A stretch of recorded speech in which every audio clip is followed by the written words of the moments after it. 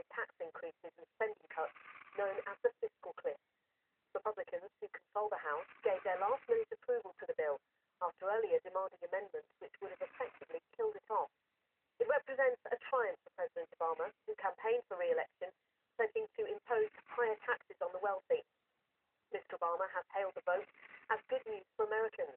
He said it shows that there's no time to play party politics when the country's economy is at stake. The sum total of all the budget agreements we've reached so far proves that there is a path forward, that it is possible, if we focus not on our politics, but on what's right for the country. And the one thing that I think hopefully in the new year we'll focus on is seeing if we can put a package like this together with a little bit less drama, a little less brinksmanship, not scare the heck out of folks quite as much. We can come together as Democrats and Republicans to cut spending and raise revenue in a way that reduces our deficit, protects our middle class, provides ladders into the middle class for everybody who's willing to work hard. We can find a way to afford the investments that we need to grow and compete. We can settle this debate, or at the very least, not allow it to be so all-consuming all the time that it stops us from meeting a host of other challenges that we face.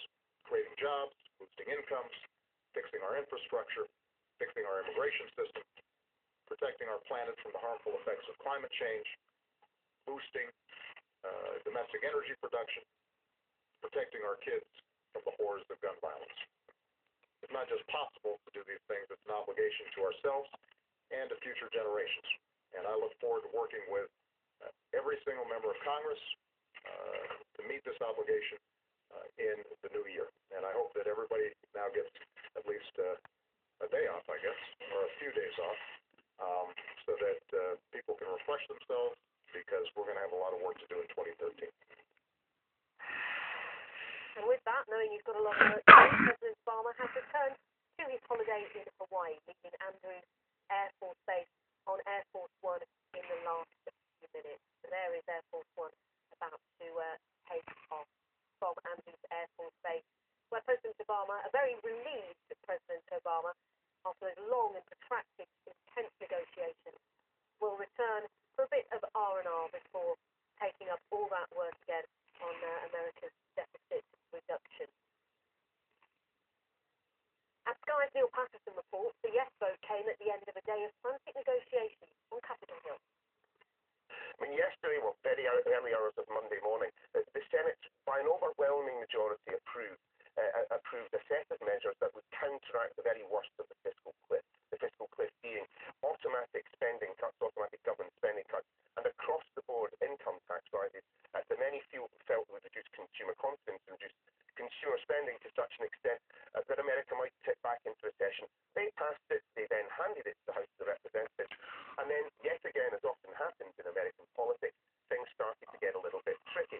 Of course, in the Senate, there are Republicans as well as Democrats, and they came together with a consensus. In the House of Representatives, at least for a few hours this afternoon and into the evening, it didn't seem that consensus existed there, and for one very simple reason. The Republicans, who are angered, not just at the fact that they were going to see income tax rises come in, they were certainly campaigning against that, we were certainly campaigning against that specifically.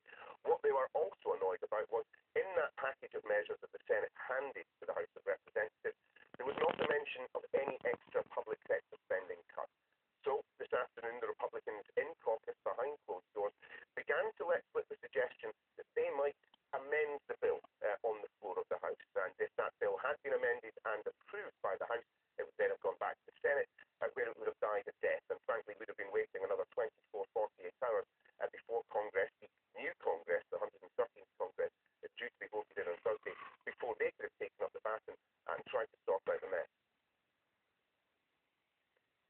Neil Patterson there, that is Air Force One, which is taking off from Andrews Air Force Base in the next few seconds. President Obama, very relieved, knows he's got plenty of work to do to work on that deficit reduction over the next few months, so he's going to continue his holiday in Hawaii with himself and two daughters. Air Force One there, about to take off for a fairly short trip to Hawaii. So President Obama, who cut short his vacation to help negotiate that fiscal cliff deal, has returned to his holiday.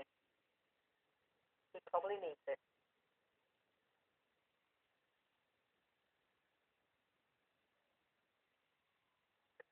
The President of Ivory Coast has declared